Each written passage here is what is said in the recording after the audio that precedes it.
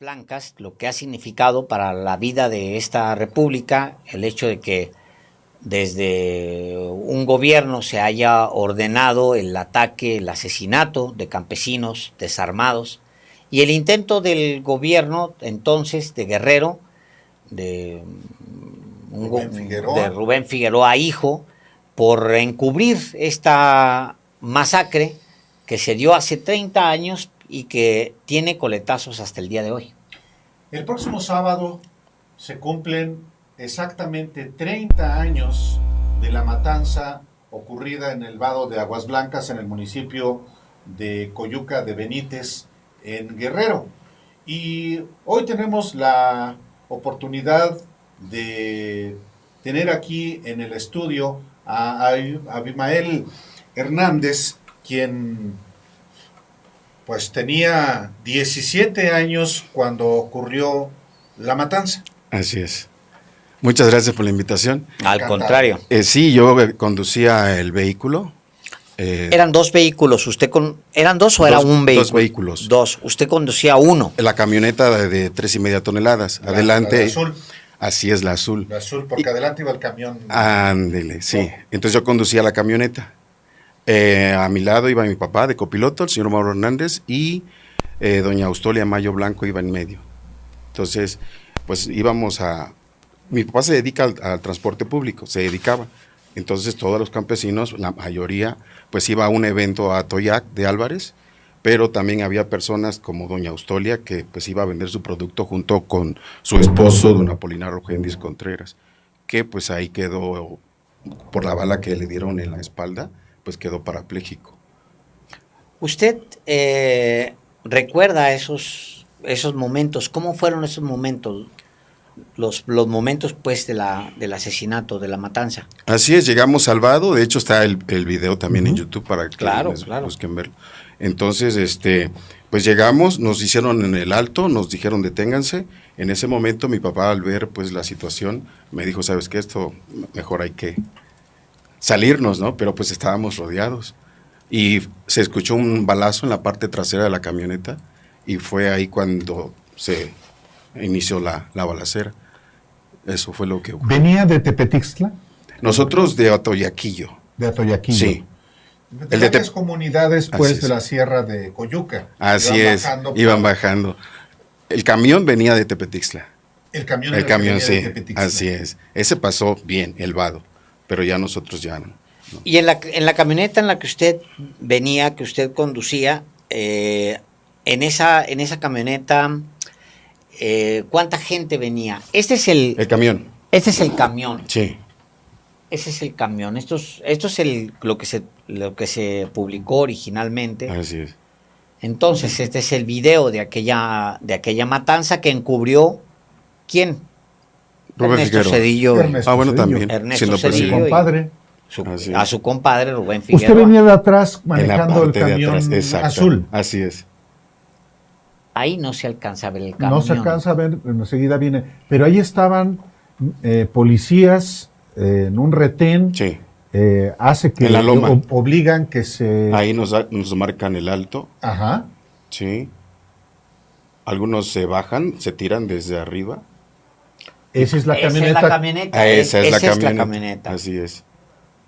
¿Usted qué hace en ese momento cuando ve que vienen hacia usted, que van corriendo hacia usted gente armada? Inmediatamente lo que hago es esconderme en la parte del acelerador, debajo del volante. Debajo del volante. Y como ve, fue rápido, ahí se empezó la balacera y ahí me protegí junto con ¿Cuántas personas venían en el camión azul que usted conducía? 64 personas. ¿En el camión azul? En la camioneta azul. En la camioneta azul. Sí. ¿Cuántas mueren ahí? 17.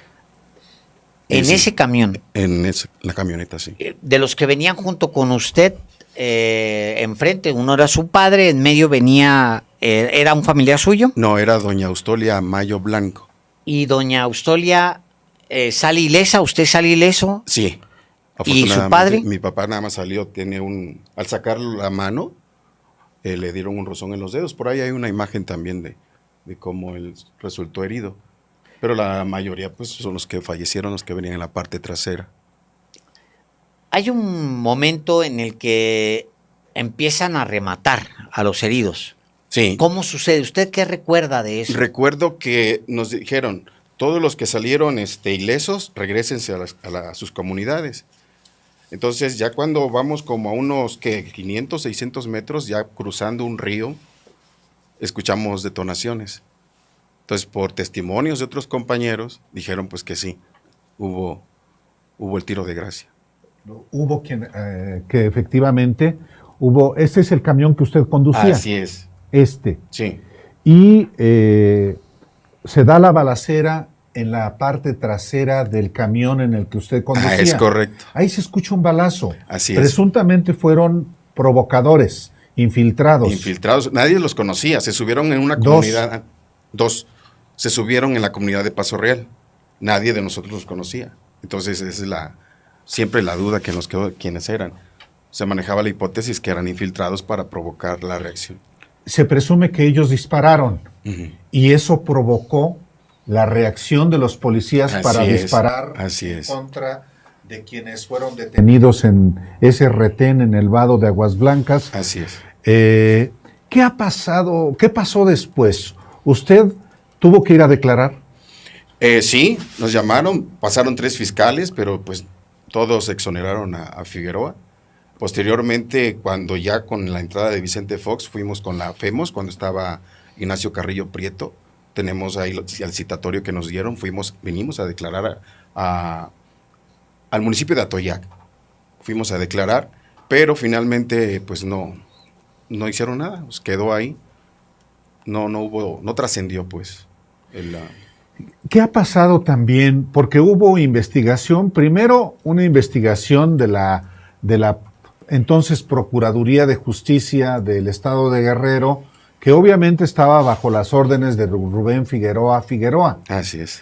Luego de eso investiga también la Comisión Nacional de los Derechos Humanos, que en sus recomendaciones dice que se debe generar una fiscalía autónoma para investigar más. Así es, correcto. Y luego, cuando se da a conocer el video de Ricardo Rocha, en febrero de 1995, ¿ahí qué pasa? O sea, ustedes no habían encontrado justicia desde el 28 de junio del 1995 hasta febrero de 1996, me equivoqué por un año, cuando se da a conocer el video. ¿Qué se generó con la exhibición de aquel video de acuerdo con su propia experiencia? Bueno, en ese caso los funcionarios del gobierno del estado de Guerrero pues se mostraron más flexibles. O sea, íbamos digamos que a Chilpancingo a pedir justicia, nos atendían, pero hasta ahí nada más, no pasaba a mayores.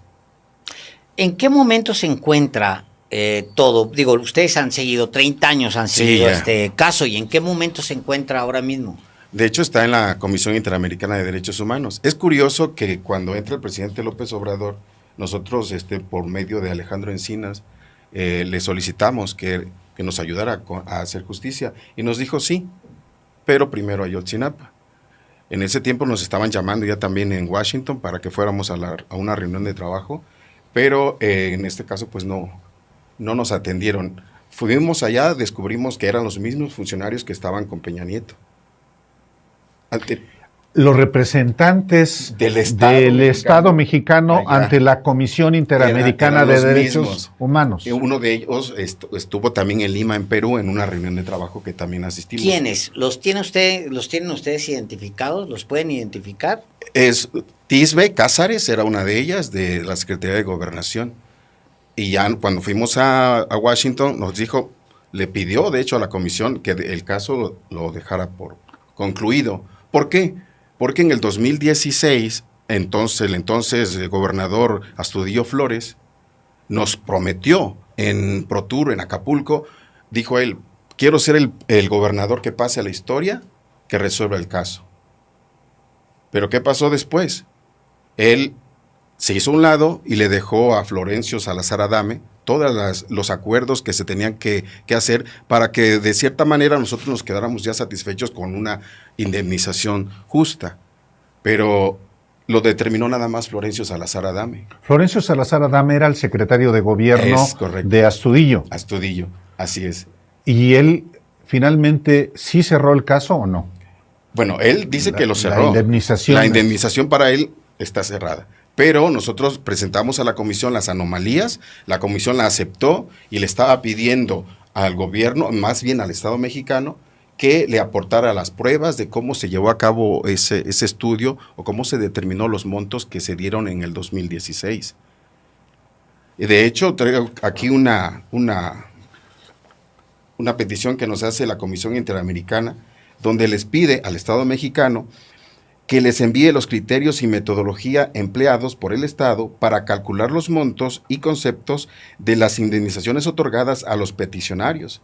Esto fue en agosto de 2020 y estamos ya en el 25. Esto ya le correspondía al presidente Obrador y pues actualmente a la presidenta Claudia Sheinbaum.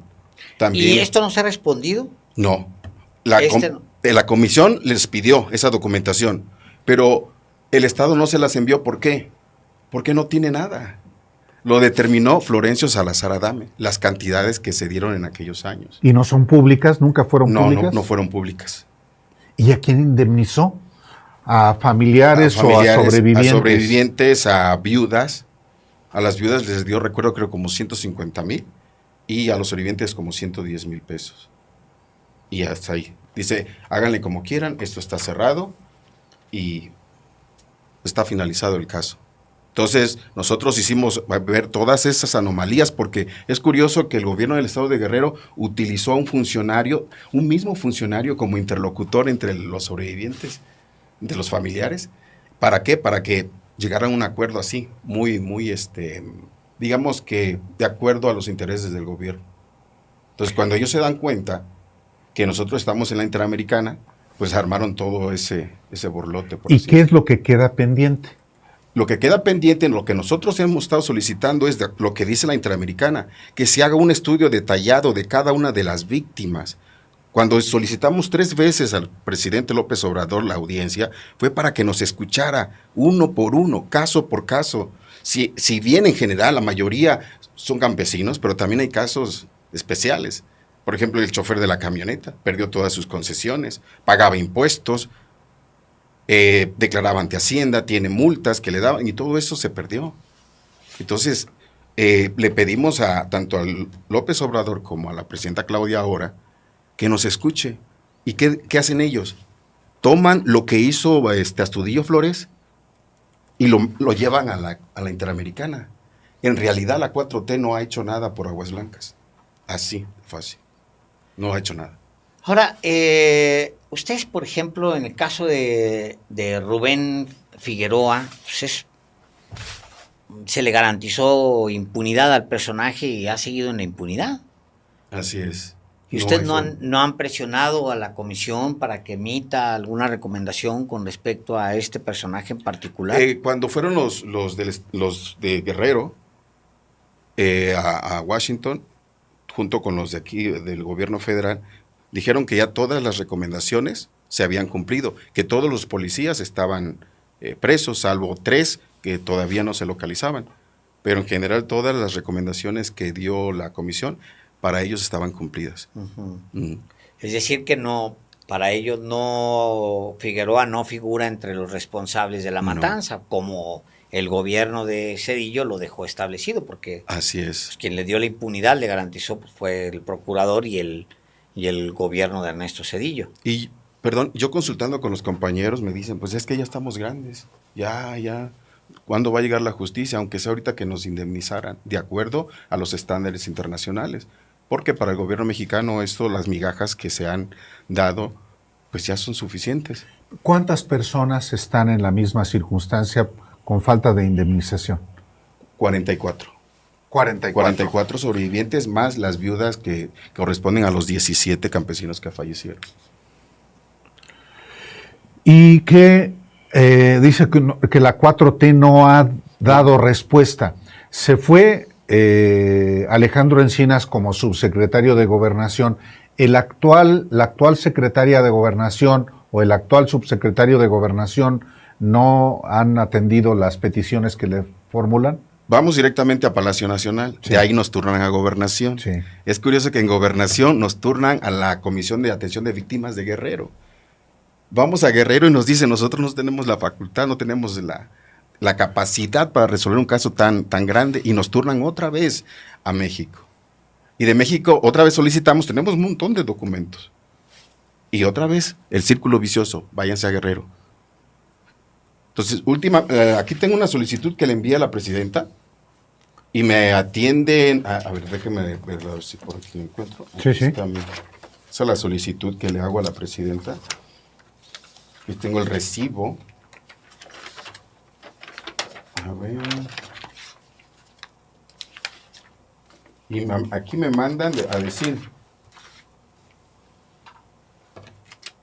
que todos los trámites, todas las peticiones que nosotros hagamos, como el caso está en la Interamericana, se tiene que hacer a través de la Interamericana.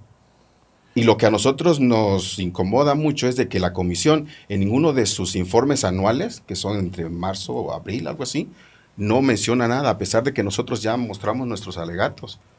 Y cuando vamos a gobernación nos dicen, es que ya no depende de nosotros, depende de la comisión. Si la comisión dice que el caso está abierto o que la indemnización que nosotros ya le dimos o el gobierno del estado de Guerrero ya se les dio, nosotros hasta ahí. Pero si la comisión nos dice, adelante, atiendan a la gente, nosotros lo atendemos. Y yo me pregunto, bueno, somos ciudadanos mexicanos y ellos pregonan el humanismo mexicano. ¿Por qué no nos atienden? Ante la inacción de la Comisión Interamericana, ¿por qué no nos atienden y dicen, bueno, vamos a una mesa de diálogo para ver caso por caso qué es lo que finalmente pide la Comisión? Y ahora sí, si llegamos a acuerdo, le avisamos a la Comisión Interamericana.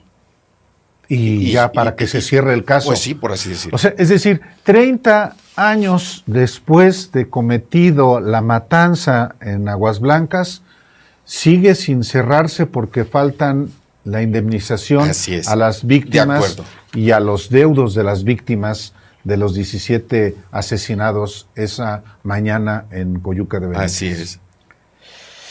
Bueno, está eso y está pendiente, digo, es un hombre de 80 y tantos años de edad.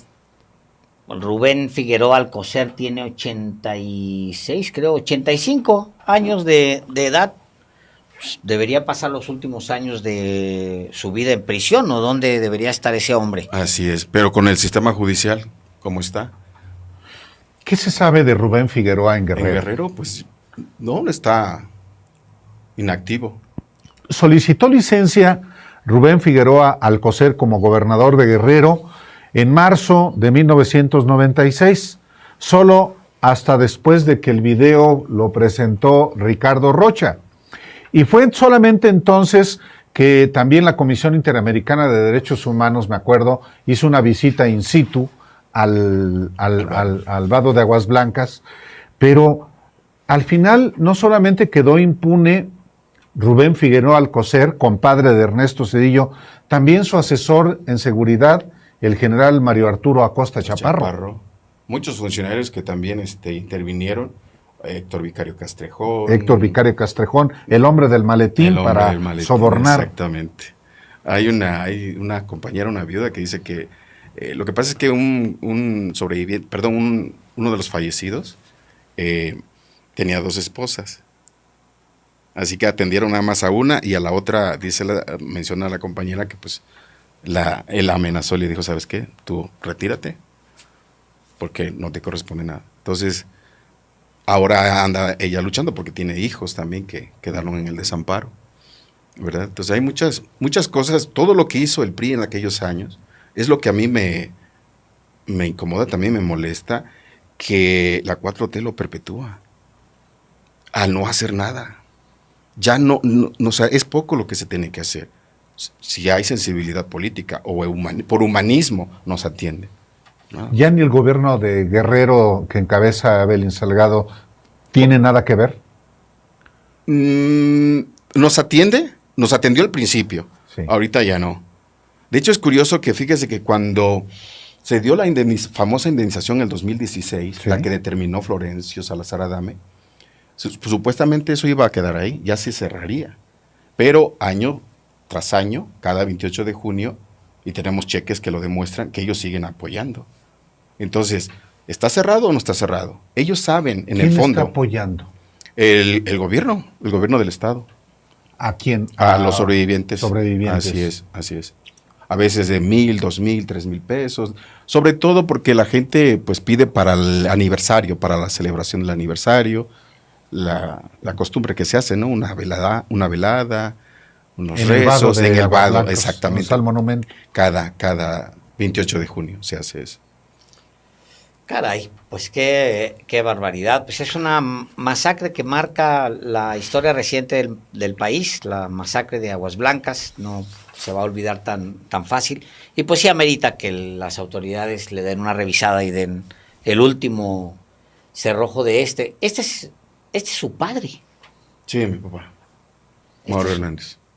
Ese es su padre, sí. Sí, esos los compañeros que... Híjole, no, pues qué triste. Sí, fue terrible esa matanza el 28 de junio de 1994. Tenía Ernesto Zedillo apenas 7 meses en el cargo. 95, perdón. Fue en el 95. Sí. ¿Qué dije? 94. Ah, sí, fue en el 95, por supuesto. Entró en el 95, tenía 7 meses en el cargo, a raíz de lo cual renunció como secretario de Gobernación Esteban Moctezuma Barragán, Sí. el actual embajador de México en Estados Unidos. Así es. Pues muchas gracias por compartir su testimonio. Gracias Muchas gracias a ustedes por por la venir aquí. invitación. No, Abimael, al muchas contrario, gracias. Y que ojalá y sea pronto que no pase mucho tiempo para cuando los vuelvan a citar. Claro que sí. Gracias. Pues.